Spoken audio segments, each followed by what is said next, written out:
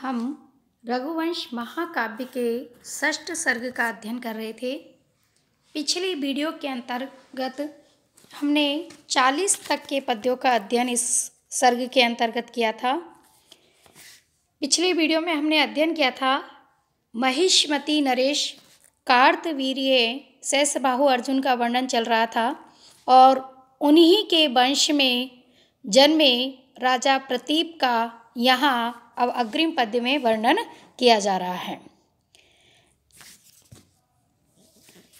तो इस पद्य के अंतर्गत सुनंदा कार्तवीर्य सहस्रबाहु अर्जुन के वंश के ही यह राजकुमार हैं प्रतीप। उन महिष्मती नरेश प्रतीप का वर्णन करते हुए इंदुमती से कहती हैं, तस्य अन्वये भूपतिर एष जात प्रतीप इति आगम वृद्ध सेवी येन श्रियः संश्रय दोष रूढ़म स्वभाव लोलेत्यस्य प्रमृष्टम। अर्थात आगम वृद्ध सेवी, शास्त्र एवं वृद्धों के सेवक, प्रतीप इति प्रतीप इस नाम से विख्यात, एषः यह भूपति राजा, तस्य अन्वये जाते उन कार्तवीर्य के वंश में ही उत्पन्न हुए हैं। अर्थात यह जो सामने विद्यमान प्रतीप नामक राजा हैं, यह कार्तवीर्य जिन्होंने कि रावण को भी बंदी बना लिया था, जो अत्यंत महाबलशाली थे, उन्हीं के वंश में उत्पन्न हुए हैं। येन जिस प्रतीप नामक राजा ने संश्रय दोष रूढ़म पुरुष रूपी आश्रय के व्यसन आदि दोष से उत्पन्न श्रिय लक्ष्मी के स्वभावलोला चंचल स्वभाव की चंचलता इति अयशः इस अपयश को भी प्रमुष्टम निरस्त कर दिया। अर्थात कहने का भाव यह है कि उसी कार्तवीर्य सहस्रबाहु अर्जुन के वंश में शास्त्र एवं वृद्धों के सेवक ये प्रतीप नामक राजा हुए हैं, जिन्होंने अपने गुण से लक्ष्मी के स्वाभाविक चांचल्य रूपी चंचलता रूपी दोष को भी समाप्त कर दिया है। अर्थात कहने का भाव यही है, चूँकि ऐसा माना जाता है कि लक्ष्मी स्वभाव से चंचल होती है, इसलिए वह एक स्थान पर अधिक समय तक नहीं स्थिर रहती है। किंतु यदि पुरुष व्यसनी होता है, अर्थात राजा आदि व्यसनी होते हैं, तो ही लक्ष्मी अन्यत्र प्रस्थान करती है।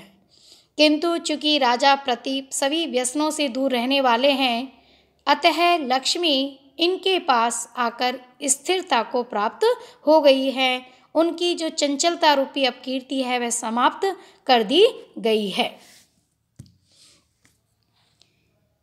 अग्रिम पद्य के अंतर्गत भी महिष्मती नरेश प्रतीप के ही गुणों का वर्णन किया जा रहा है। आयोधने कृष्ण गतिम सहायम अवाप्य य क्षत्रिय काल रात्रिम धाराम शिताम राम परश्वधस्य संभाव्यति उत्पलपत्र साराम। अर्थात यह जो राजा प्रतीप आयोधने युद्ध भूमि में कृष्ण गतिम अग्नि की सहायता अवाप्य प्राप्त कर क्षत्रिय काल रात्रिम क्षत्रियों की काल रात्रि स्वरूप राम परशुदस्य परशुराम के परशु नामक अस्त्र की सीताम तीक्ष्ण धार को उत्पल पत्र साराम कमल के पत्र के धार की समान संभाव्यति समझता है। अर्थात यह राजा युद्ध भूमि में पारंगत है, वीर है, महाप्रतापी है और जो परशुराम क्षत्रियों के लिए काल स्वरूप थे, उनके परशु की तीक्ष्ण धार को भी यह कमल के पत्ते की धार के समान कोमल समझते हैं। अर्थात महाप्रतापी, वीर, पराक्रमी ये राजा हैं। इसी प्रसंग में आगे सुनंदा इंदुमती से ऐसे महाप्रतापी, महावीर राजा प्रतीप के साथ विवाह का प्रस्ताव इंदुमती के समक्ष रखते हुए कहती हैं, अश्या अंक लक्ष्मीर भव दीर्घ बाहो माहिष्मती वन प्रणितंब कांचिन प्रासाद जाले जलवेणी रम्याम रेवाम यदि प्रेक्षितुम अस्ति कामः। इंदुमती से सुनंदा कहती हैं,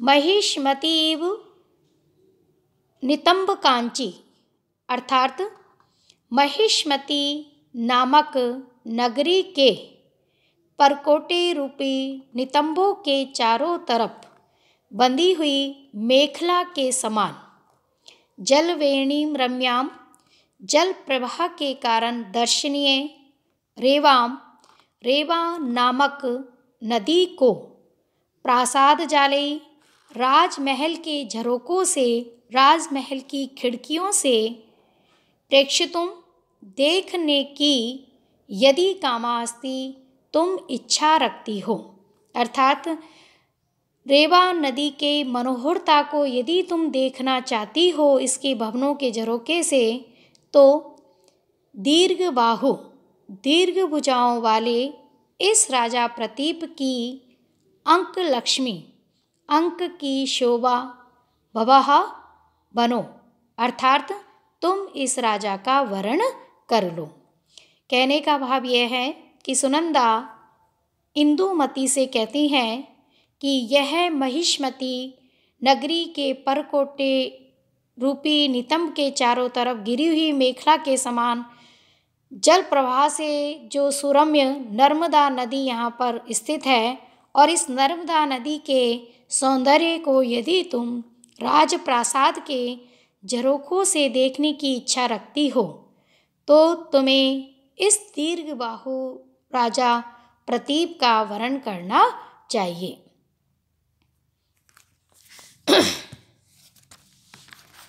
अब सुनंदा जब इंदुमती के समक्ष राजा प्रतीप से विवाह करने का प्रस्ताव रखती हैं, तो उसके बाद इंदुमती क्या कहती हैं, किस प्रकार संकेत के माध्यम से वह अपना प्रत्युत्तर देती हैं, इसका वर्णन यहाँ पर किया गया है। तस्याः प्रकामं प्रिय दर्शनोऽपि न स क्षितिशो रुचिया बभूव शरत् प्रमृष्टाम्बूधरोपरोधः शशि इव पर्याप्त कलो नलिन्यः। राजकुमारी, इस पद्य के अंतर्गत महिष्मती नरेश प्रतीप के प्रति अपनी पसंद नापसंद को अभिव्यक्त करते हुए सुनंदा से कहती हैं, प्रकामम, अत्यंत, प्रिय दर्शनोपि, दर्शनीय होने पर भी, सक्षितिशो, वह राजा प्रतीप, शरत प्रमृष्टा अंबुरोपरोधे है, शरद ऋतु में मेघों के आवरण का समापन होने पर पर्याप्त कल है, षोडश कलाओं से समन्वित अर्थात परिपूर्ण शशि चंद्रमा को नलिन्या इव कमलनी के समान तस्या उस राजकुमारी इंदुमती के रुचयः अभिलाषा के अनुकूल न भभू नहीं हुए। अर्थात इस पद्य के अंतर्गत कवि कालिदास बताते हैं कि इस प्रकार के अनुपम गुणों से युक्त दर्शनीय होने पर भी वह राजा प्रतीप इंदुमती की इच्छा के अनुकूल नहीं थे। किस प्रकार, इसको उन्होंने एक उपमा के माध्यम से स्पष्ट किया है कि जिस प्रकार शरद काल में आकाश के पूर्ण स्वच्छ होने पर मेघ से रहित पूर्ण कलाओं से समन्वित होने पर भी चंद्रमा जिस प्रकार कमलिनी को आकर्षित नहीं करता है, उस प्रकार विविध गुणों से मंडित होने पर भी यह राजा प्रतीप इंदुमती को पसंद नहीं आते हैं और वह उनका वरण नहीं करती है। आगे अब सुनंदा राजकुमारी इंदुमती को दूसरे अन्य राजा जो कि सूरसेन अधिपति हैं उनके निकट ले जाती हैं। उसी का यहाँ वर्णन किया जा रहा है। सा सूरसेनाधिपति सुषेणम उद्दिश्य लोकांतर गीत कीर्तिम आचार शुद्धो भय वंश दीपम शुद्धांत रक्षया जगदे कुमारी।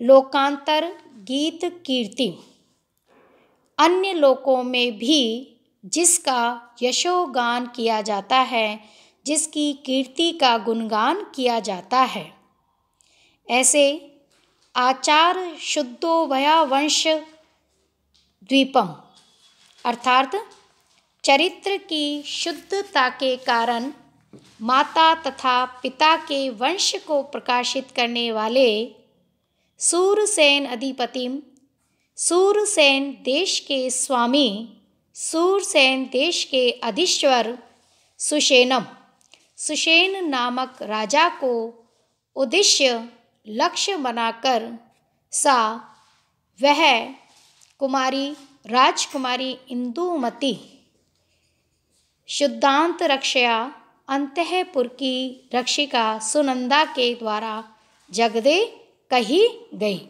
अर्थात जब राजकुमारी इंदुमती के द्वारा राजकुमार प्रतीप के वरण को का निषेध कर दिया गया, अर्थात उन्होंने राजकुमार प्रतीप का वरण नहीं किया, तो उसके बाद जो सुनंदा है वह उन्हें अन्य राजा सूरसेन के राजा सुषेण के सामने ले गई और उनके विषय में राजकुमारी से कहने लगी।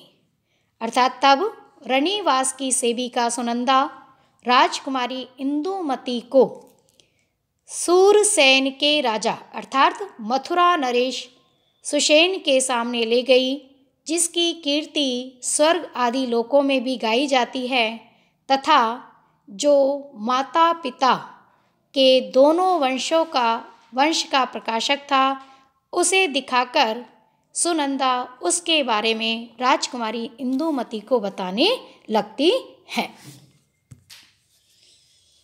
नीपान्वया पार्थिव एष यज्वा गुणैर्यम आश्रित्य परस्परेण सिद्धाश्रमं शांतम इव एत्य सत्वै नैसर्गिको अपि उत ससृजे विरोधः।